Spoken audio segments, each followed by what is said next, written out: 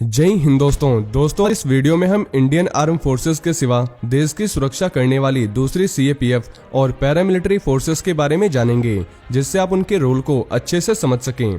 तो सबसे पहले आइए बात करते हैं बीएसएफ की। दोस्तों, बीएसएफ को बॉर्डर सिक्योरिटी फोर्स के नाम से जाना जाता है। वहीं 1962 के वॉर के बाद एक यूनिफाइड सेंट्रल आर्म फोर्स बनाने की जरूरत पड़ी, ताकि पाकिस्तान की 3323 किलोमीटर लंबी सीमा की निगरानी की जा सके।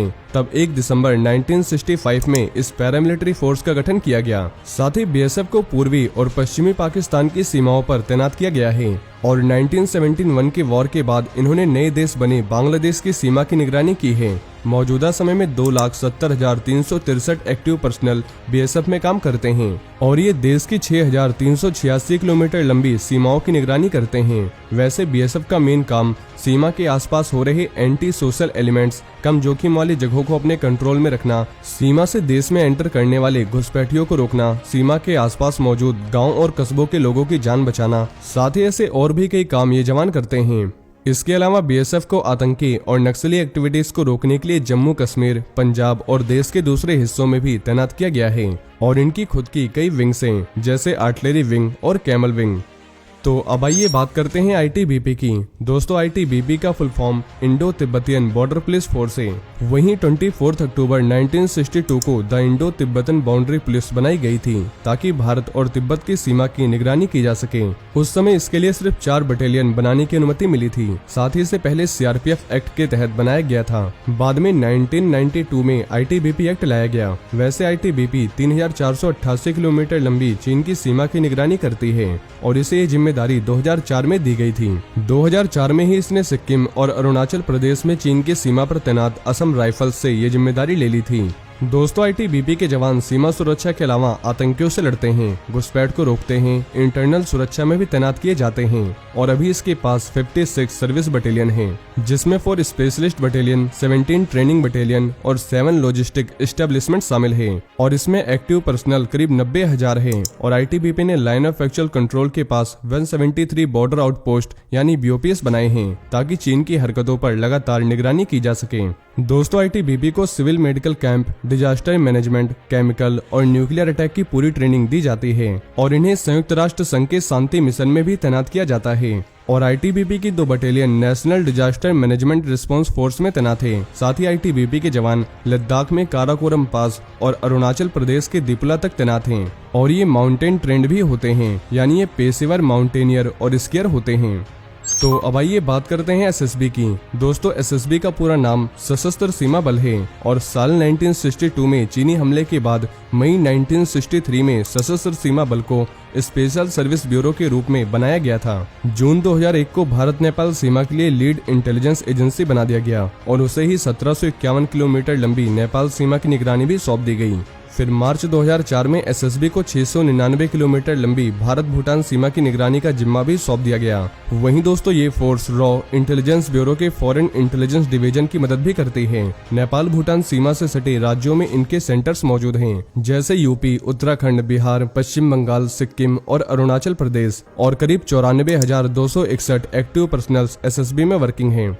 तो अब आइए बात करते हैं असम राइफल्स की। दोस्तों, असम राइफल्स देश की सबसे पुरानी पैरामिलिट्री फोर्स है और ये काउंटर इंसर्जेंसी में एक्सपर्ट है। नॉर्थ ईस्ट इंडिया में किसी भी तरह की घुसपैठ को ये फोर्स रोकती है। इस फोर्स ने फर्स्ट वर्ल्ड वॉर से लेकर अब तक कई तरह की जंग देखी है। उस समय इन्होंने सबसे ज्यादा सर्विस बर्मा में दी थी। जैसे ही चीन ने तिब्बत पर कब्जा किया, असम राइफल्स को तिब्बत की सीमा की निगरानी सौंपी गई। इसके बाद 2002 में इसे 1643 किलोमीटर लंबी भारत म्यांमार सीमा की निगरानी सौंपी गई। वहीं दोस्तों, असम राइफल्स भारतीय सेना का ही हिस्सा है। ये भारत, चीन और भारत म्यांमार सीमा पर अपनी सख्त निगरानी करती है। ये देश की सीमाओं की सुरक्षा के लिए लगातार तैनात रहती है। इसका कंट्रोल मिनिस्ट्री ऑफ डिफेंस और मिनिस्ट्री ऑफ होम अफेयर्स दोनों के पास होता है और इसमें 65,143 एक्टिव पर्सनल्स हैं।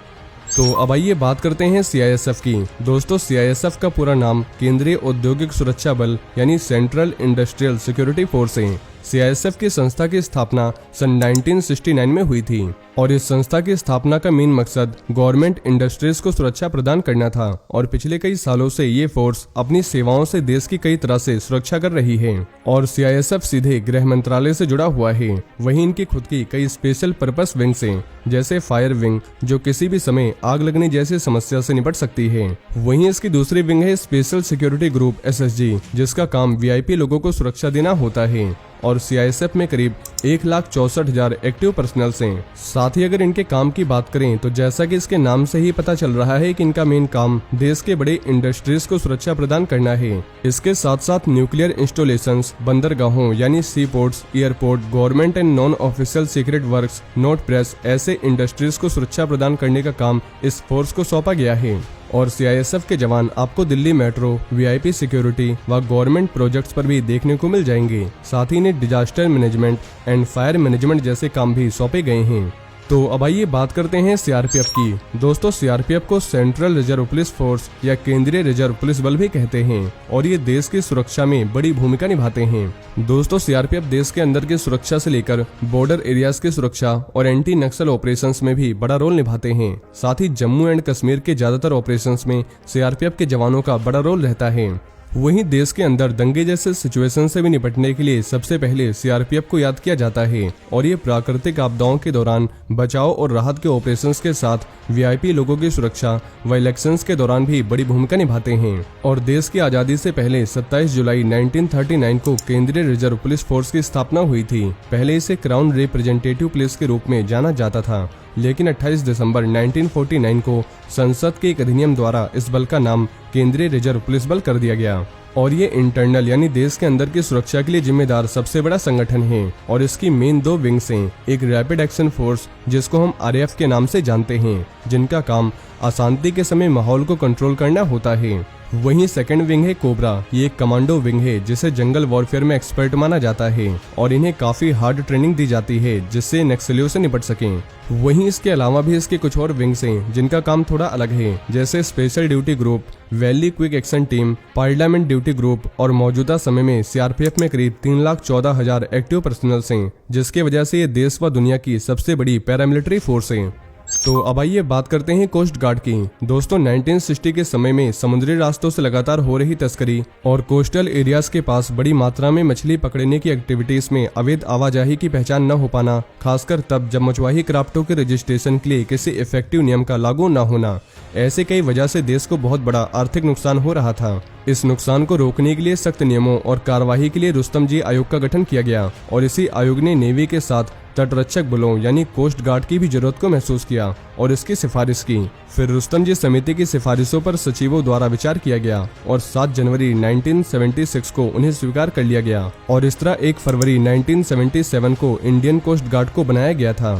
दोस्तों, इंडियन कोस्ट गार्ड एक पैरामिलिट्री फोर्स है, पर इसका कंट्रोल मिनिस्ट्री ऑफ डिफेंस के पास है, यानी ये रक्षा मंत्रालय के अधीन काम करती है और कोस्ट गार्ड का मेन हेड डायरेक्टर जनरल यानी DG होता है। साथ ही कोस्ट गार्ड का मेन काम मछुआरों की सहायता करना, प्रदूषण जांचना व समुद्री क्षेत्रों की संपत्ति की रक्षा करना इनका मेन काम होता है और समुद्री संकट के समय इंडियन कोस्ट गार्ड के जवान ही सहायता करते हैं और समुद्र में किसी भी तरह की इलीगल एक्टिविटी जैसे स्मगलिंग वगैरह को रोकने का काम, सर्च एंड रेस्क्यू, ऐसे कई काम ये जवान करते हैं और इनकी सैंक्शन स्ट्रेंथ करीब 14,000 है। तो अब आइए बात करते हैं NSG की। दोस्तों, national security guard NSG Bharat की स्पेशल काउंटर टेररिज्म यूनिट है, जिसका काम देश के अंदर आतंकी हमलों से निपटना है। इसके अंदर भी 10,000 एक्टिव पर्सनल काम करते हैं। इसका control ministry of home affairs के पास है। वहीं इसको 1984 में बनाया गया था। साथ ही इसमें जवान आर्मी और पैरामिलिट्री फोर्सेस से आते हैं। तो दोस्तों, मुझे उम्मीद है अब आप इन फोर्सेस के बारे में समझ गए होंगे, लेकिन फिर भी अगर आपके मन में इनसे जुड़े कोई सवाल हैं तो आप नीचे कमेंट बॉक्स में हमसे पूछ सकते हैं। वहीं अगर आप ऐसी और भी फोर्सेस के बारे में जानना चाहते हैं तो आपको नीचे डिस्क्रिप्शन में ऐसी और भी कई वीडियोस मिल जाएंगी और ये इन्फॉर्मेशन अगर आपके लिए यूजफुल रही हो तो वीडियो को ज़्यादा से ज़्यादा शेयर करें और चैनल को सब्सक्राइब करना न भूलें। जय हिंद, जय भारत।